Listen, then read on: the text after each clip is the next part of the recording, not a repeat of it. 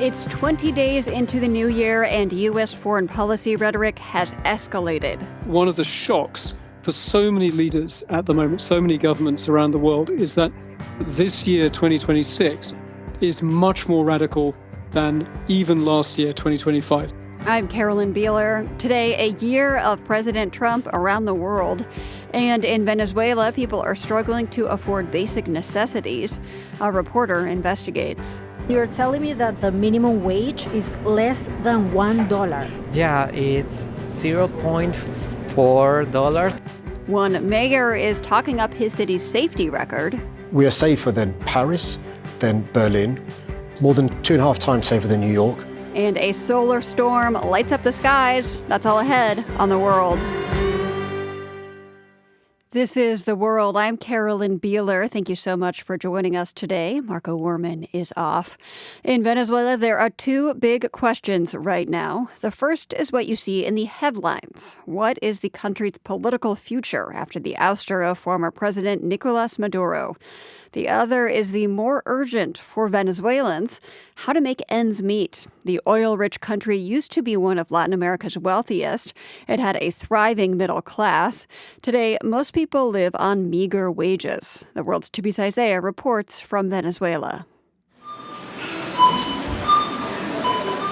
On a recent morning in Caracas, I asked an old friend to take me to the supermarket and show me what shopping looks like now. Right now we are in the mid section of the supermarket. We are holding a plate with some chicken. About half a chicken, I would say, right? Yeah. And it's $7.3 US dollars. Yeah, for half a chicken. Yeah. And you're telling me that the minimum wage is less than $1. Yeah, it's $0.4 and it's decreasing because of the inflation. So every day is less and less and less. That 40-cent minimum wage applies to many health workers, teachers, university professors, and other public employees. In reality, most people manage to make more than that. The average is about $200 a month, but that's still far below the cost of basic living. So for most Venezuelans, there are two main ways to survive. One is remittances. About 30% of Venezuelans have left the country, so a lot of families rely on someone sending money from abroad. The other is the informal economy. On a recent morning, I met Patricia Moreno, a nurse who quit her job because it was not worth working for $3 a month. Pinturas de uñas, bloqueador solar, perfumes, maquillaje, bisuterías, cadenas. Now she sells nail polish, sunscreen, perfumes, jewelry, eggs, and snacks from a small stand in an open market in Caracas. She says she makes about $150 a month. The Venezuelan Finance Observatory, an independent economic research group, says you would need 3 times that amount simply to feed a family of 4 in Venezuela. This kind of poverty can be found in other parts of Latin America, especially in places like Haiti or Cuba.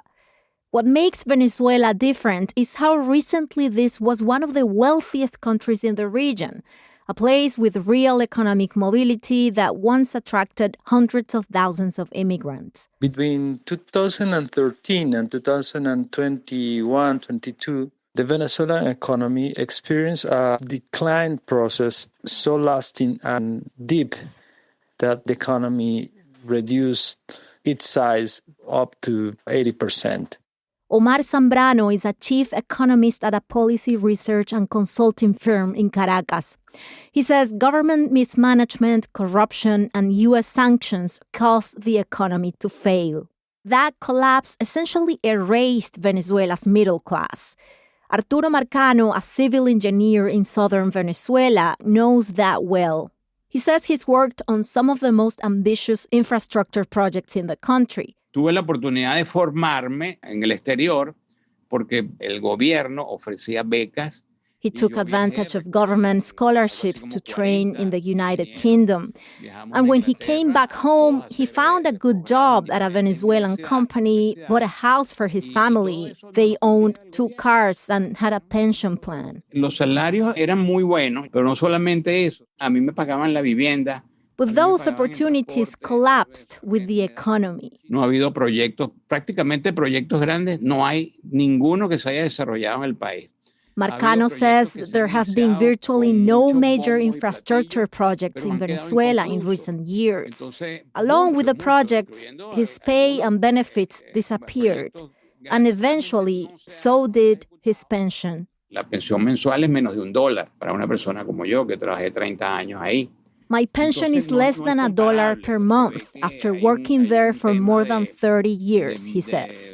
So instead of retiring comfortably, Marcano and his family started a small cookie shop to get by.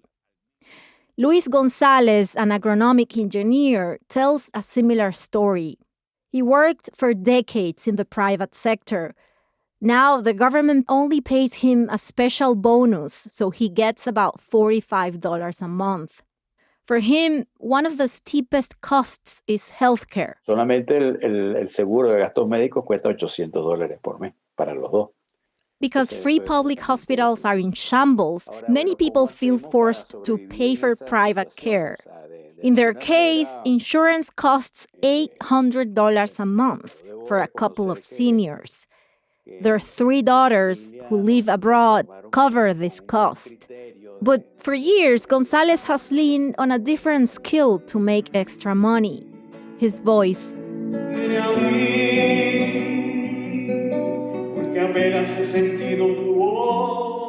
Every week, he sings at a church to bring in a little more income.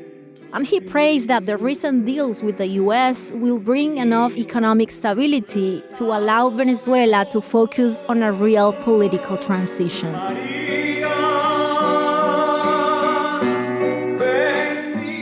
For the World, I'm Tibisay Sea, Caracas, Venezuela.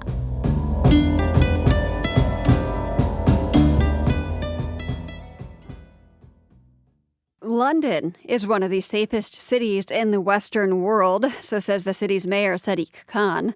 Khan makes his case using new police statistics showing that homicide rates in the British capital are lower than they have been in a decade. But some say homicide numbers do not tell the whole story. The World's Europe correspondent Orla Berry explains.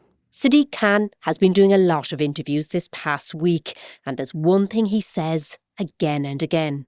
We are safer than Paris, than Berlin, more than 2.5 times safer than New York, 5 times safer than LA, 12 times safer than Chicago.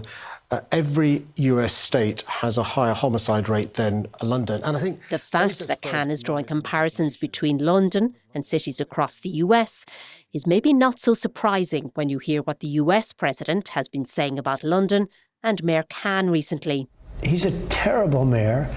And look at the crime you have in London. My mother loved London. She loved that city. She'd always talk about, that was a different London than you have today. Yeah. Today you have people being stabbed in the 97 people were killed in London last year. That's a drop of 60% over the last 2 decades. Khan says that's partly a reflection of the work done by the city's violence reduction unit, which he set up 6 years ago to try and prevent young people being drawn into criminal gangs. Ethan Bell is the director of a grassroots crime prevention programme in East London called Be Heard as One. We do mentoring, we also do community outreach and support. We also do intervention groups. We work with mental health with young people. We look at family support. Bell's own experience as a teenager in the city, where he had plenty of run-ins with the police, helps him connect with young people, he says. He knows how easy it is to be groomed by criminal gangs. Sometimes, he says, it's just because the gangs are there when your own family don't seem to be around. Often these young people have a resentment for their family because cognitively they don't really understand the process of their parents having to go to work.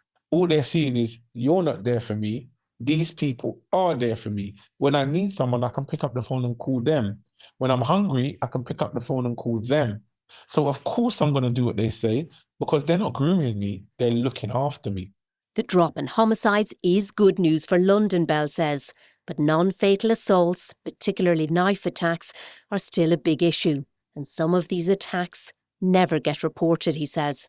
I had a young person that I've worked with directly who got stabbed. He said he didn't go to the hospital that he went to before because they know him and they will call the police. So he went to the hospital out of town and they didn't report it because he managed to make up an excuse that he fell changing his bike and the puncture thing went in his arm. They don't go to the police because they don't trust them, Bell says, and they fear retribution from other gang members. Lack of trust has been an ongoing problem for London's Met Police, says Farah Naz.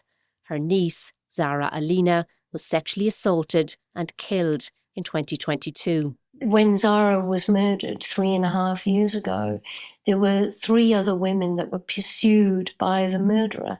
None of those women reported him to the police. Alina was walking home late one night in Ilford in East London. She was 33 and studying law at the time, Naz says. She's the only daughter of my sister, her best friend, and she was looking forward to having a child, looking forward to settling down, looking forward to consolidating her career, and she was the light in our family.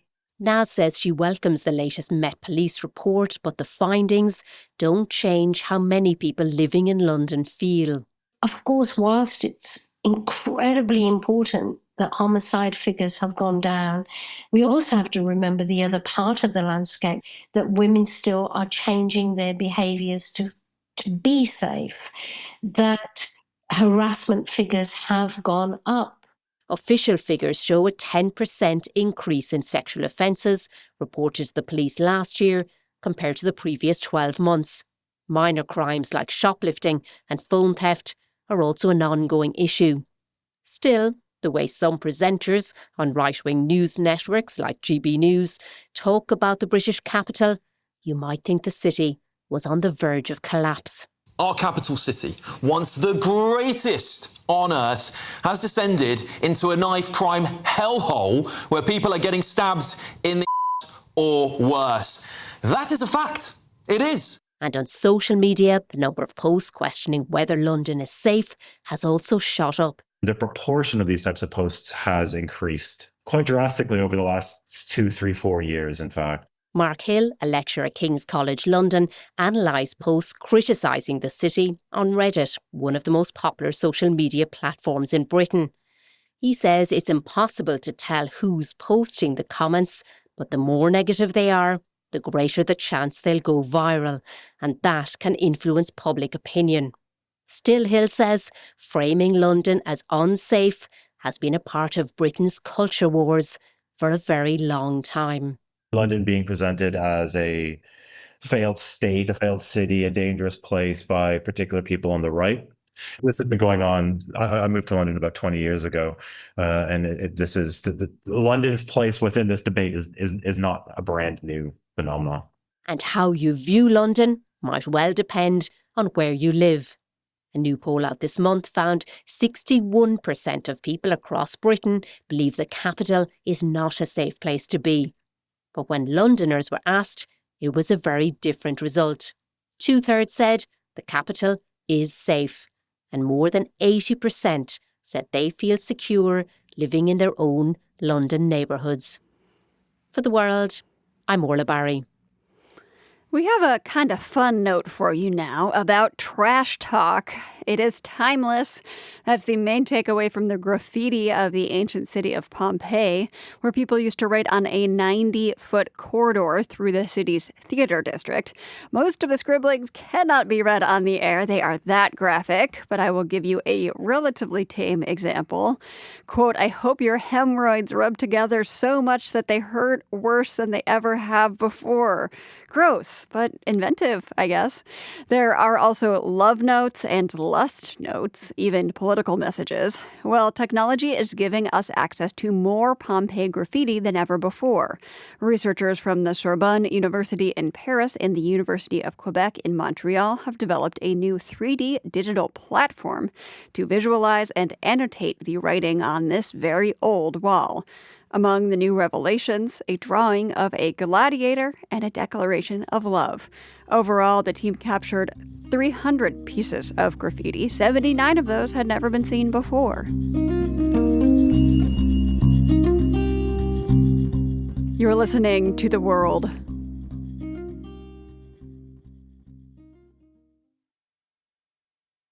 This is The World. I'm Carolyn Beeler. European leaders are pushing back today against President Trump's threats to seize control of Greenland. At the World Economic Forum in Davos, Switzerland, French President Emmanuel Macron warned the White House against bullying long-standing allies in Western Europe. Competition from the United States of America through trade agreements that undermine our export interests, demand maximum concessions, and openly aim to weaken and subordinate Europe, combined with an endless accumulation of new tariffs that are fundamentally unacceptable, even more so when they are used as leverage against territorial sovereignty. Macron said that new tariffs Trump has threatened on European exports could lead to major retaliation from the European Union. Ursula von der Leyen also spoke in Davos. The president of the European Commission issued a reminder that the U.S. and EU just reached a trade agreement last July. A deal is a deal. And when friends shake hands, it must mean something. It is a geopolitical debacle that would have been hard to imagine under previous U.S. presidents. Today marks 1 year since Trump took office, and we're getting a global perspective on all that has changed in the last 12 months. For that, we turned to David Rennie. He is the geopolitics editor and a columnist for The Economist. I started our conversation with a tough ask. David, I want to start with one word, or maybe a phrase. If you were to sum up Trump's second-term foreign policy in one word or phrase, what would it be? Dominance. Dominance. And how has that taken shape in the global economy? One of the threads that runs through so much of what he has done this year, whether it's in Venezuela, whether it's what he's threatening to do in Greenland, whether it's his approach to tariff wars with trade partners, is a belief that showing American dominance and showing his dominance personally is the right thing to do. And I think one of the shocks for so many leaders at the moment, so many governments around the world, is that just as they had got used to the idea that the second Trump term was much more radical, much more aggressive than the first, that the people who had restrained Donald Trump in the first term were not there this time around, I think leaders are also now realizing that this year, 2026, and we're only 20 days in, is much more radical than even last year, 2025. That Donald Trump is a man in a hurry who feels essentially unconstrained. So we have all been spending a lot of time thinking and talking about the changes that you just mentioned. I want to know, in terms of how the global economy works day to day, how much has changed in the first year of the Trump second administration? A tremendous amount. Go ask countries like Australia or Singapore that actually do exactly what Donald Trump wants. They have a trade deficit with America. They buy more American stuff. They've been hit with a tariff too. There is a sense now that the world needs to understand that everyone is going to be paying a baseline tariff of maybe 10 or more % on everything they try and sell into America, because Donald Trump is incredibly confident that tariffs that he imposed last year, particularly if you remember that big ceremony in the White House garden on Liberation Day in April. With the big chart. With the big chart about the reciprocal tariffs, including, islands that only have penguins on, and everyone was sort of scratching their heads trying to work out where these crazy numbers came from. There were predictions of disaster. And to be fair, The Economist, the magazine I work for, we said there was likely to be a gigantic and very damaging trade war. Now, I was just in Washington a few days ago interviewing the U.S. Trade Representative Jameson Greer. I admitted to him, we thought there was going to be more damage from these tariffs than was the case. And the big reason that we got it wrong was that we thought lots and lots of countries would retaliate, that they would hit back. And in fact, the big shock of last year, I think economically, certainly in terms of trade, was how so many very, very large trade blocs, whether you're talking about the European Union, other big trade partners, they basically folded because they understood that if you retaliate against Donald Trump, he's just going to come after you with more. Now, The thing that is now very destabilizing to the world economy is that there are a couple of big players, above all China, that did hit back, and in hitting back, demonstrated to the world, and I think to Donald Trump's surprise, that actually his boasts that he controls all the cards, that trade wars are easy and quick to win, that they're not true. China last year stunned the world by threatening to withhold critical minerals, rare earths, that China essentially completely dominates, not just the mining, but also in many cases the processing of these things. And suddenly American car companies, American electronics companies were screaming to the White House that they were weeks away from having to stop production. And Donald Trump basically caved. I was in China a couple of times last year, and they were, by the end of the year, extremely confident that they had Donald Trump's number. So what's the bottom line in terms of how healthy the economy is or isn't after a year of these trade war policies? You said that the impact was not as bad as you had originally predicted. We thought that tariff wars and trade wars were all about economics. We learned under Donald Trump's 2025 behavior that he thinks of tariffs as a kind of super weapon. That if you look at what he did last year, he threatened Mexico with tariffs if they didn't put more water into the Rio Grande. He threatened Brazil with tariffs if they jailed their former president, Jair Bolsonaro. And of course, what we're seeing now with Europe. Yeah, and he's threatening Europe with tariffs if they just try and defend Denmark's ownership of Greenland. So what are we seeing? We're seeing European leaders, led by people like the French President Macron, saying, we have to now be ready to retaliate. Even if this is not a good idea in terms of trade, we have no choice. The lesson of 2025 is that if you try and placate Donald Trump and you try and avoid his wrath, he's just emboldened. And so I think that the geopolitical risks of a major trade war are really, really high right now. Interesting. I'm speaking with David Rennie, geopolitics editor and a columnist for The Economist.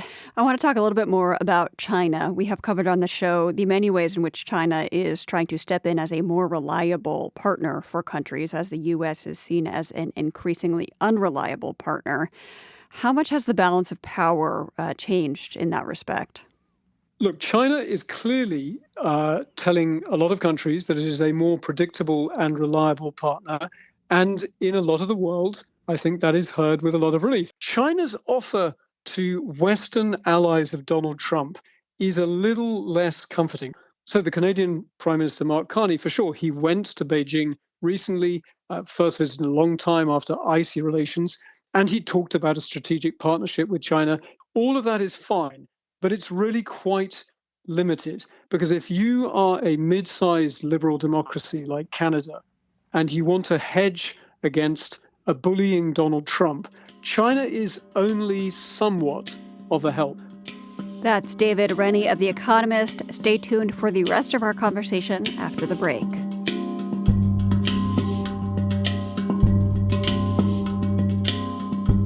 You're listening to The World.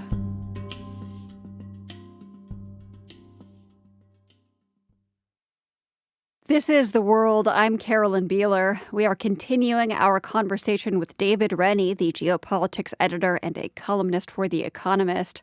We talked next about whether the decoupling of the U.S. and Chinese economies seemed far-fetched. There is a sense in which China is decoupling slowly, and investment flows are slowing down in each direction.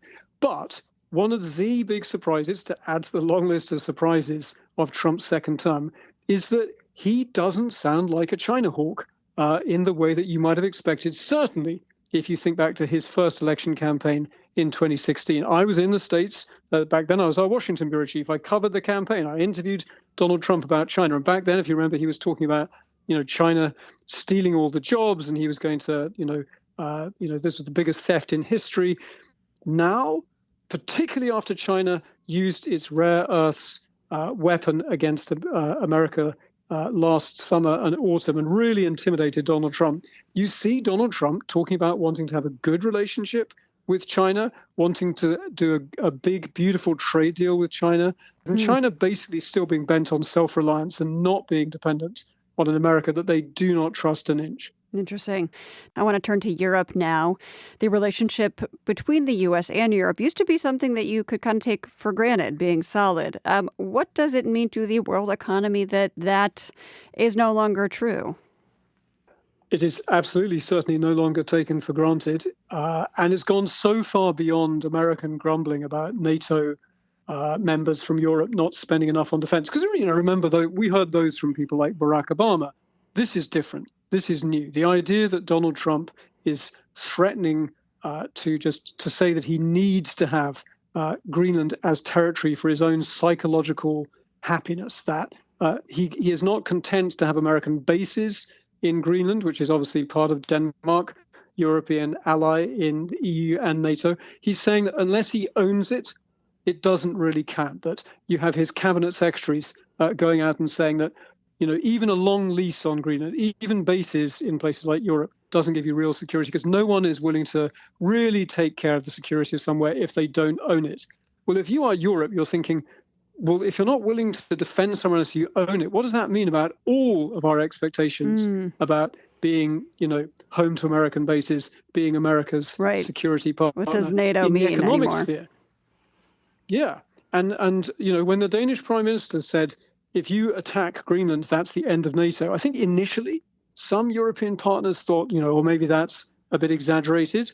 But I think if you see right now the language coming out of European governments, particularly after Donald Trump threatened to tariff those governments that had sent troops to show kind of that they can secure Greenland against these supposed threats from, Russia and China. I think Europeans are in a very different place this week, even compared to last week. And that has economic consequences. I know that people in the Trump administration like to talk about Europe as old and tired and finished, but Europe is still one of the world's richest consumer markets. It's enormously important to big American companies. So when Donald Trump was very first re-elected, I remember some countries in the global south sounding actually quite complacent and even mocking Western liberal democracies like Britain and saying, oh, you're such babies. You thought that America was a good country. You thought that America was benign. We always knew that this is a brutal, transactional, dog-eat-dog world. And we handled Donald Trump just fine in his first presidency, and it'll be fine this time. That was the message from people like diplomats from India around the time that he was being inaugurated a year ago. Now, you go around the world at some of the big players in the global south this time, countries like India, South Africa, and Brazil. The past year has been extraordinarily bruising for them. The Indian leader, Narendra Modi, his supposedly close relationship with Donald Trump did not protect him from being hit with tariffs, with having the humiliation of Donald Trump claiming that he alone stopped what he said was going to be a nuclear war between India and Pakistan when they had one of their regular conflicts and skirmishes. You've seen the South Africans being singled out for extraordinary humiliation, with the president of South Africa humiliated, being accused of practicing white genocide against Afrikaner farmers in the Oval Office on TV. You've seen down in Brazil, you've seen the Brazilians, their relationship with Donald Trump really shaken by Donald Trump's overt support for the former right-wing leader Jair Bolsonaro, who was on trial for attempting to overthrow an election. You're seeing Donald Trump decisively intervening even in places like Argentina, where American support for the right-wing leader down in Argentina, Javier Milei, probably saved them from a kind of currency implosion a few months ago. And so Donald Trump is actually playing in the global south in a way that people are not expected. And above all, if the story of this presidency, second presidency, is that this year is so much more radical than the last, the first days of this year, 2025, we saw the kidnapping of Nicolas Maduro in Venezuela, and described as a demonstration that America seeks to have total dominance in the Western Hemisphere. And you see most governments in Latin America very shocked by what just happened. I think in some cases deeply disappointed by what has followed, with the Maduro regime basically remaining in place and America's only interest being in sort of extracting oil profits, but under no doubt that Donald Trump's vision of a kind of 19th century sphere of influence over the whole of the Americas, he's not just joking. David, when we talk about geopolitics, we say things like the post-World War II world order seems to be over. That feels rather final, or at least like a chapter ending. When we talk about economics and how economics works globally, is it more likely to return to some previous state once President Trump is no longer in office? Yeah, I mean, I think you can be, if you look at narrowly at the economic parts of the post-45 global order, America was willing to play pretty rough at certain moments. When Richard Nixon tore up the original agreement to have kind of fixed exchange rates and to use the gold standard to kind of fix global currencies, when the Americans leaned on the Japanese to completely revalue their currency in the Plaza Accord, America has played rough several times since 1945. So the financial economic part of the global order was always somewhat, people were pretty realistic about America pursuing its own interests. But I think what is clearly absolutely over is the global order that really kind of the high point was around the time of the presidency of Bill Clinton or maybe George W. Bush, the time when we were admitting China to the World Trade Organization, where globalization was seen as an unmistakable win for America and American corporations. That the idea that some jobs went to China from America or went to Mexico, but it didn't matter because America was always going to be so far ahead in the next important industry or the next advanced technology that it could afford to let the efficiency and economic efficiency decide where factories were built, where productions was cited, where supply chains ran. And that was enormously profitable for a lot of countries. It lifted countries like China out of poverty in spectacular ways. It transformed, much of Asia. But it is clear that Donald Trump believes that that was a terrible deal for America, and he is dismantling that order in ways that are really, really consequential, and I don't think are coming back. The fact that America is now no longer seen as guided by the interests of its largest companies or by pure economic efficiency, that nationalist American populist politics go beyond Donald Trump. They have now essentially taken over a Republican Party. Some of the Republican senators may not like what's happening, but they're not willing to stand up to Donald Trump. On the Democratic side, the Democratic Party is clearly not about to sign any free trade agreement with any country on earth anytime soon if they get back into power. And so for the rest of the world, the idea that America is hostile to free trade and increasingly hostile to globalization and very focused on the American national interest, that is an enormous change because it means that, as a country that wants to take advantage of globalization, you can no longer expect investments and supply chains to flow your way just because you're a good place to do business, just because you're efficient, just because you're competitive. You understand that politics is going to direct supply chains. Things are getting very fragmented, very complicated, very political. There's a lot of hedging. There's a lot of duplication. And so globalization's kind of golden age, I think that the 90s, 2000s, whatever your listeners think of globalization, it did generate a tremendous amount of wealth and it did lift a lot of people from poverty in countries where I've been posted.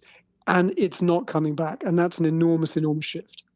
David, I would be remiss if I did not ask you about Vladimir Putin and President Trump's increasingly friendly relationship with him. What do you make of the larger global significance of that?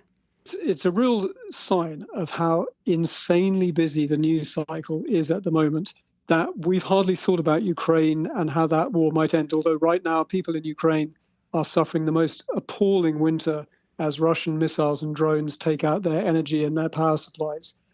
But there is going to be a reckoning in Ukraine before too long. Ukraine is not doing that well in this war. And there is the constant threat that a really bad peace deal is going to be imposed in some way on Ukraine by America because Donald Trump fundamentally seems to believe that Vladimir Putin's right to dictate his kind of security order over his neighborhood is a legitimate argument. And Donald Trump, most shockingly, when it comes to how the Ukraine war has progressed since he came back into office a year ago, the most shocking aspect of Donald Trump's approached the Ukraine war since he came back into office a year ago has been when Donald Trump has essentially seemed to endorse Vladimir Putin's worldview, that he says that Ukraine should never have fought back. It should never have tried to defend itself, that a larger country like Russia, when it attacks a smaller country, it's foolish for the smaller country to imagine it has cards to play with. That might makes right imperial worldview that we know is Vladimir Putin's worldview. It is really profoundly shocking to hear Donald Trump endorse that. And then we've seen his special presidential envoy, Steve Witkoff, paying visit after visit to Moscow, talking to carefully chosen Kremlin officials whose speciality is business deals and investments, like Kirill Dmitriev. And that signals Vladimir Putin's pitch to the Trump administration, which is, let's not only have peace, let's have a peace that makes everyone rich. Wouldn't that be a better world? And that seems to be something that deeply appeals to Donald Trump, the idea that war is bad for business and that peace could be enormously profitable and profitable for America. Vladimir Putin seems to have understood that extremely well and is dangling deals that would supposedly make American oil companies and others rich in Russia, and to the alarm of Ukraine and also Ukraine's allies in Europe, those arguments really seem to be working. David Rennie is the geopolitics editor and a columnist for The Economist. Tonight, people in many parts of the Northern Hemisphere will see the northern lights on display, making the sky glow purple, pink, and green. That's the aurora borealis. People in the Southern Hemisphere are seeing the southern lights, the aurora australis. These are side effects of a major solar storm underway right now. Ryan French is an astrophysicist based in Colorado at the Laboratory for Atmospheric and Space Physics. I asked him to explain what is happening with the sun in this solar storm. Essentially, on Sunday, we had a large solar flare on the sun. And this released a burst of plasma and particles which traveled from the sun all of their way to Earth. And yesterday, a little under 24 hours from this event from the sun, these impacted Earth. So this eruption from the sun slams into Earth's magnetic field. This causes it to wobble. This generates the northern lights and the southern lights down here on the ground as these high energy particles collide with the atmosphere above us. The second part of this story is the sun also produced a solar radiation storm, where instead of these plasma structures coming from the sun, it fires high energy protons and electrons, and these slam into our atmosphere. And this is another measurable event that is currently ongoing. So you mentioned that there are two things happening right now. One is causing the auroras that we're seeing in the northern and southern hemispheres, and then the other is what we could call a severe solar radiation storm. Yes. What makes it severe? So severe is kind of a technical word here. There's an official ranking which comes from NOAA, which ranks these events from an S1 level to S5. And on Monday, we experienced that severe level, which is a level 4 out of 5. And this is the first time we've measured that since 2003. So there can be some repercussions on Earth from this sort of thing, right? What can happen? And did any of that happen so far? That's correct, yeah. So with the solar radiation storm specifically, there is a radiation hazard to astronauts in space, in the International Space Station. So during this period of time, there's high energy radiation flowing above us. So all spacewalks are cancelled. Astronauts are not allowed to go to the outer regions of the space station. They have to stay in the middle of the space station where they have the most protection around them. Flights as well, pilots, cabin crew are also vulnerable to higher radiation levels during these events, especially near the North and South Pole.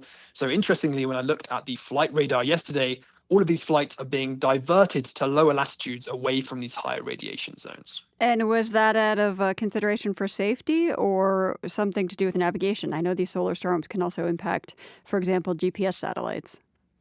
They absolutely can, yes. Monday, the redirection of the flights would have primarily been due to a human body safety aspect.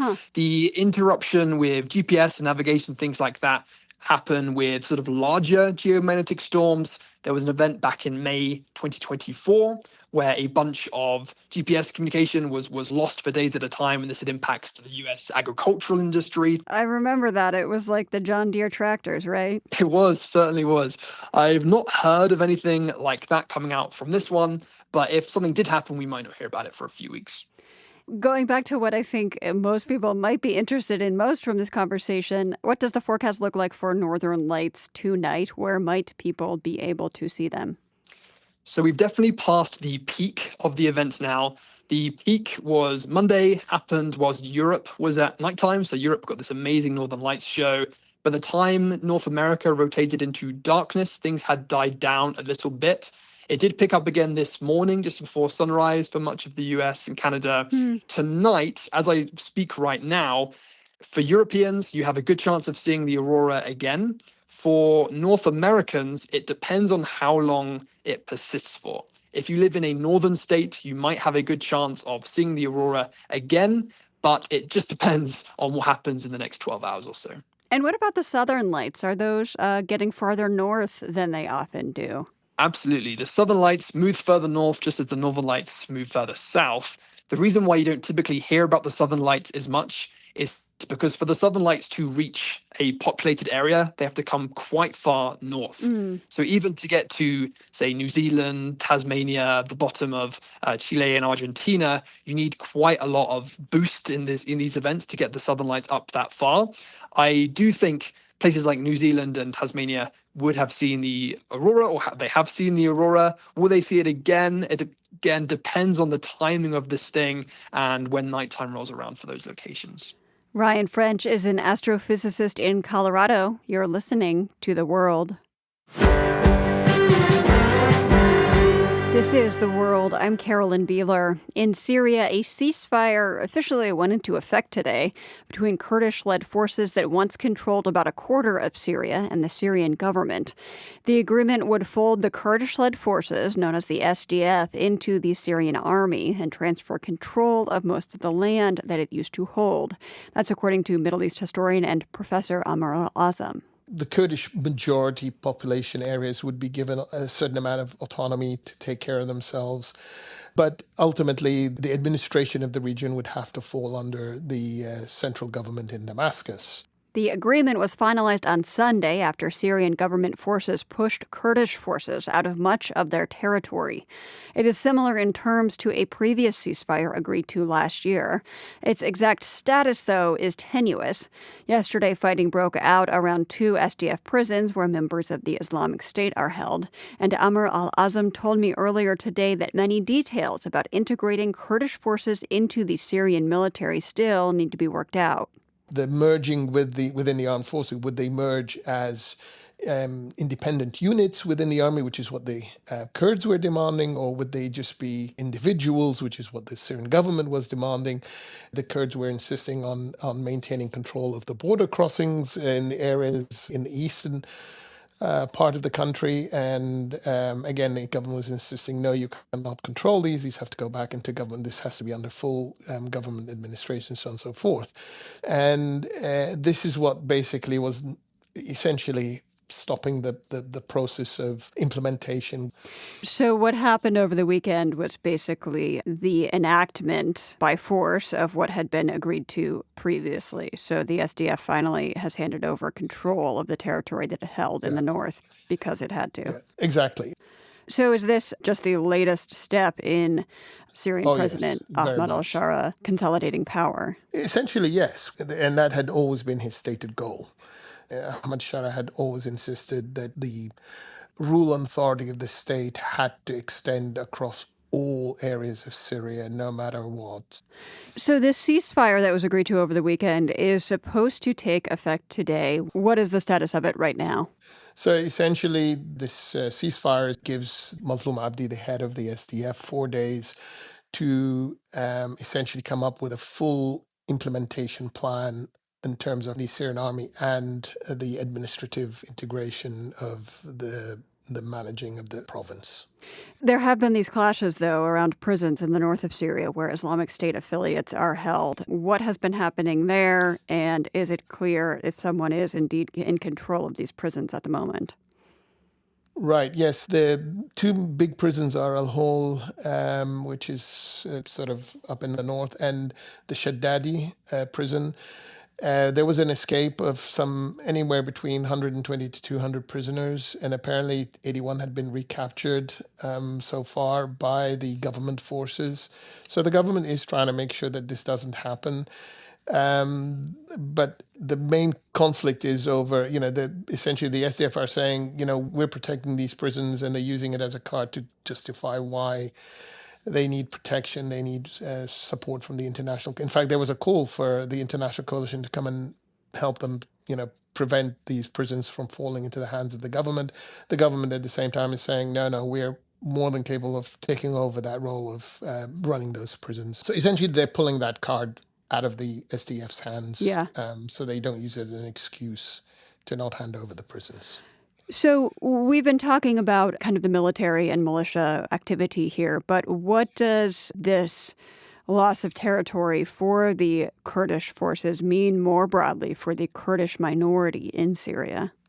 There was a very interesting decree announced on Sunday, Presidential Decree 13, which was, groundbreaking in many ways and a very clever move by Ahmad Shara. And essentially, it recognized and guaranteed Kurdish cultural rights, citizenship, language, and it recognized Nowruz as an official holiday. This is a very important national day for the Kurds.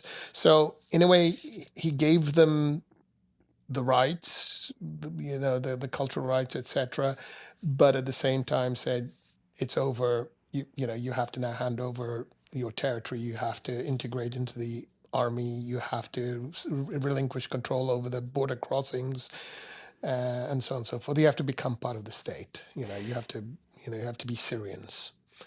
So I think the question for them is now, who accepts it and how it's accepted, and for the rest of us, it's just hoping that this happens with the least amount of bloodshed, that it does not devolve into some major conflict. It's very important that in this change of sort of changing landscape, if you will, that the civil peace is maintained.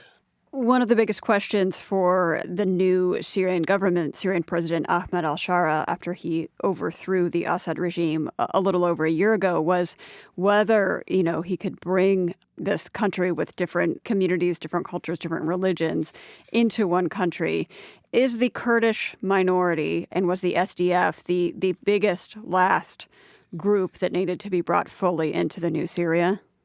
I think certainly it was one of the biggest in terms of potential threat to such a plan. And now that's been sort of dealt with. I'd say there is very little left to prevent what vision Ahmad Shara has for the new Syria that he anticipates and hopes to build.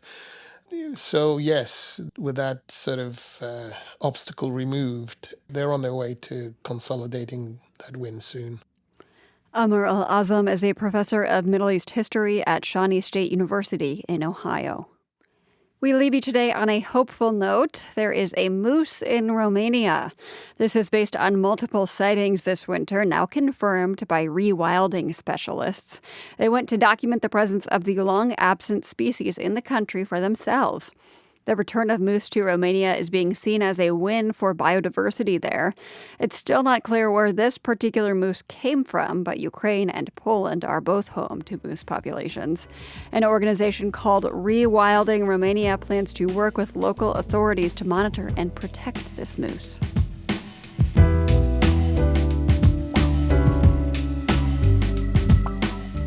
The World is produced by GBH and PRX, broadcasting weekdays from the Nan and Bill Harris studio in Boston. Find us online anytime at theworld.org and find our original reporting on YouTube. Be sure to subscribe to our channel there. I'm Carolyn Beeler. Join us back here again tomorrow. The World is supported by the Carnegie Corporation of New York, working to reduce political polarization through philanthropic support for education, democracy, and peace. More information at carnegie.org. By the Lumina Foundation, committed to a fair, universal system for learning beyond high school that offers every American the chance for a better life. luminafoundation.org.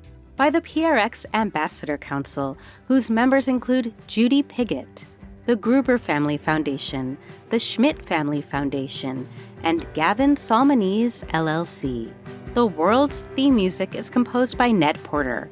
The World is a co-production of GBH Boston and PRX.